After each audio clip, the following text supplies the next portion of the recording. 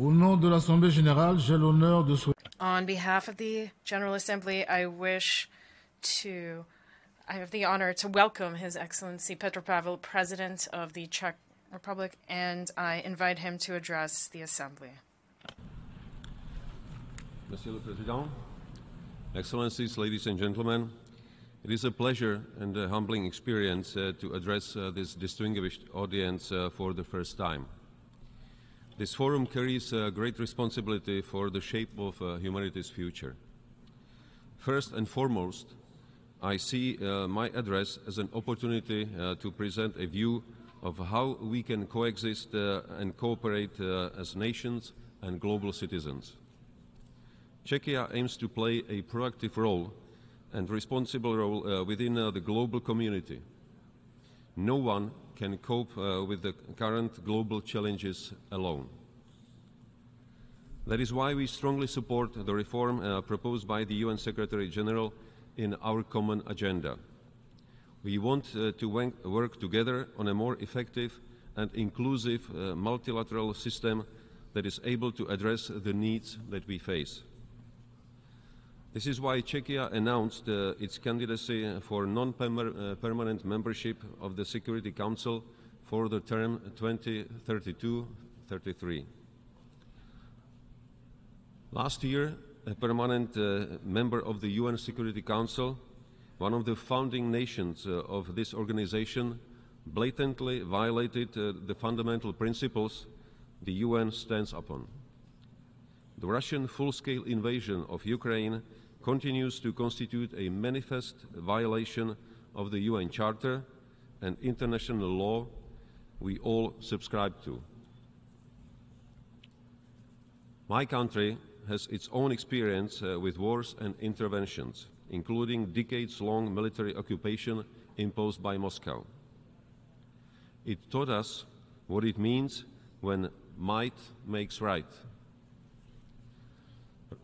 Russia's aggression against Ukraine has come at an even higher cost.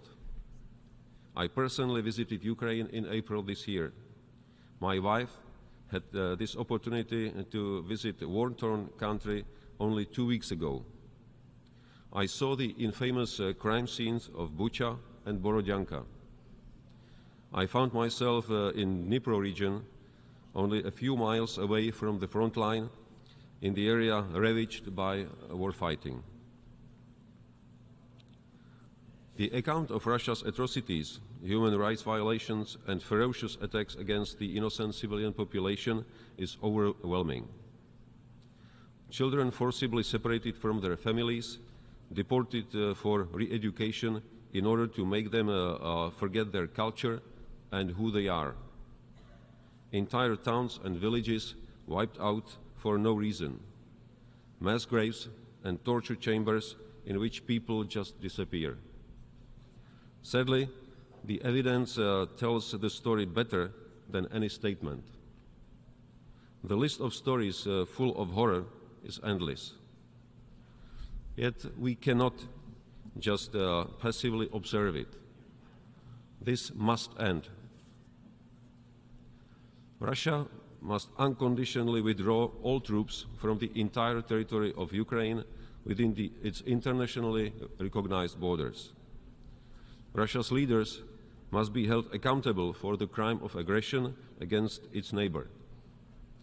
This is why we have extended our support to the establishment of a special tribunal to prosecute the crime of aggression against Ukraine. It is our duty to ensure that those responsible for war crimes and crimes against humanity are held accountable. Apart from violence, injustice, and suffering of civilians, every war also brings destruction. Reconstruction of Ukraine may be the largest rebuilding effort in modern history. We support establishing the register of damage caused by Russian military, and we call on all states to join these efforts. Czechia will support Ukraine in its defense as long as necessary. From day one, we have stood by Ukraine's side and provided the defenders with weapons and ammunition.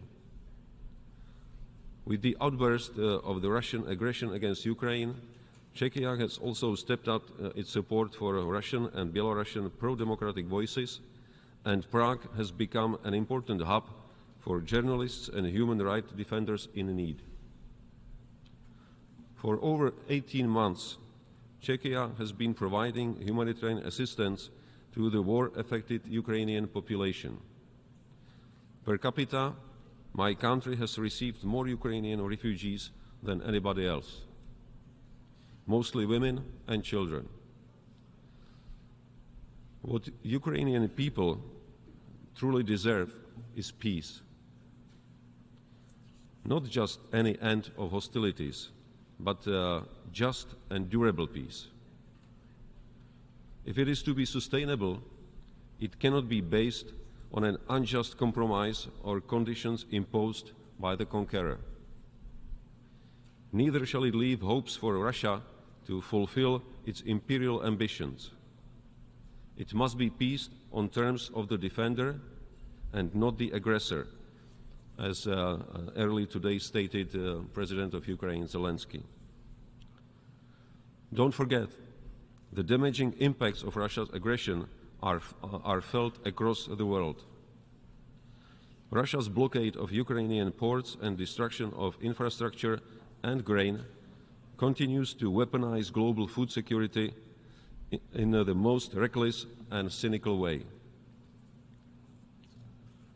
Let me be very clear. Ukraine's security is our own security. From Africa to Europe to Latin America to Asia. I call on leaders of the free world to keep the unity and support of Ukraine. Mr. President, the threats we face are global and interconnected. Because of Russia and a handful of other countries, our world is more dangerous and rougher. Instead of cultivating cooperative security, we have to build up our militaries. Instead of boosting social cohesion programs and overcoming economic insecurity, we have to boost our defense budgets. Those who contest the international rules steer the wheel of global security backwards into confrontation, and sooner or later at the expense of all of us. Russia's reckless threats to use nuclear weapons, its policy of coercion and intimidation represent a threat to balance and integrity of the whole system of non-proliferation. The announced stationing of nuclear weapons in Belarus is a further irresponsible escalation Czechia condemns in the strongest terms. Unfortunately, Russia's fingerprints can be found in several other current crises. Mr. President, the security, humanitarian and political crises unfolding in Sahel region are more than worrisome. The international community must try to find a way to end the series of military coups and ensure a return to constitutional order. This is the only way countries can effectively protect themselves against terrorism. It is the only way the much-needed economic and social development called for by African people can take place. The region remains vulnerable to numerous political, economic, and climate risks. Its long-term stability, security, and prosperity is crucial. We must offer genuine, pragmatic partnerships.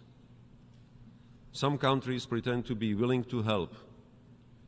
In reality, they create economic and political dependencies.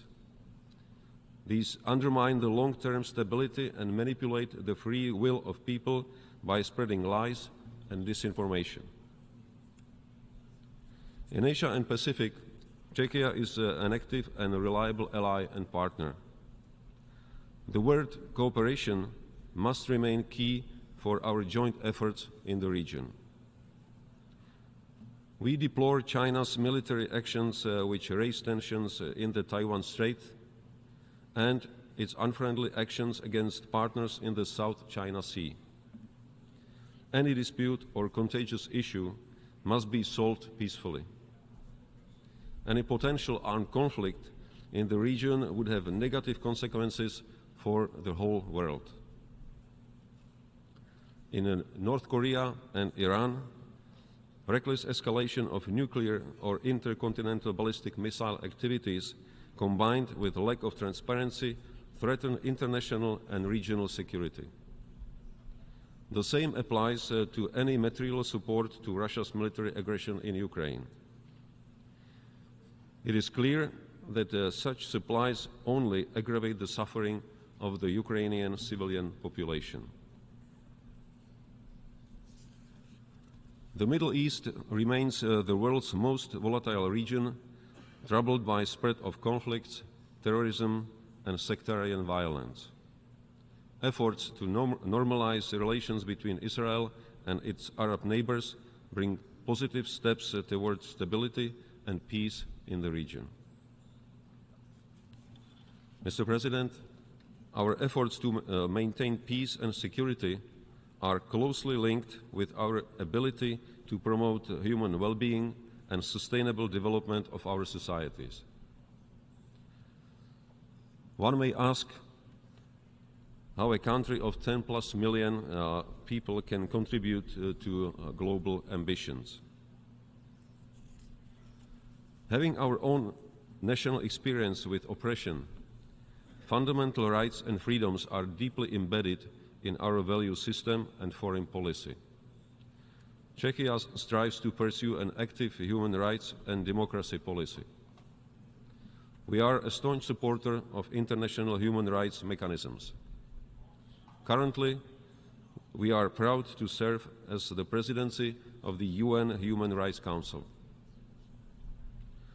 More than ever, we have to support media freedom to enable access to independent and factual information. Without it, disinformation and propaganda will prevail. Mr. President, the Sustainable Development Goals Summit yesterday sent a strong message of urgency and determination. The 2030 Agenda is a promise to current and future generations which we have to keep. There is an urgent need to highlight the link between peace, security, climate, environment and development on one hand, and human rights, justice and strong institutions on the other. In the latest SDGs index, Czechia is ranked as the 8th most advanced country in the implementation of the Agenda 2030 and its SDGs. Yet we also face many challenges and we need to step up our efforts. Climate change remains the single most destructive threat to the current and future existence and well-being of all humankind. It threatens our lives, livelihoods, food security, prosperity, and ultimately peace and security worldwide. Czechs devote a lot of attention to this issue. It is no coincidence that it was under the Czech presidency of the Council of the European Union last year that we finalized crucial legislation which shows the path towards the green transition of our industry. 30 years after the end of the Cold War, we are witnessing efforts of authoritarian regimes to redefine core principles of multilateral order. Malign actors use cyberspace, disinformation, economic, political and other tools to disrupt democratic processes, to undermine our institutions and to weaken our security. The challenges we face today are significant, and it is apparent that only collective action can ensure a safe and prosperous future for all. In this respect, Czechia recognizes its global responsibility and remains committed to ensuring that no one is left behind. I personally commit to work with the international community to fulfill urgent work that must be done. All the best to you, and thank you for your attention. Au nom de l'Assemblée générale, On behalf of the General Assembly, I wish to thank the President of Czechia for the statement just delivered, and I request protocol to escort His Excellency. The Assembly will now hear an address by His Excellency Sir Angelo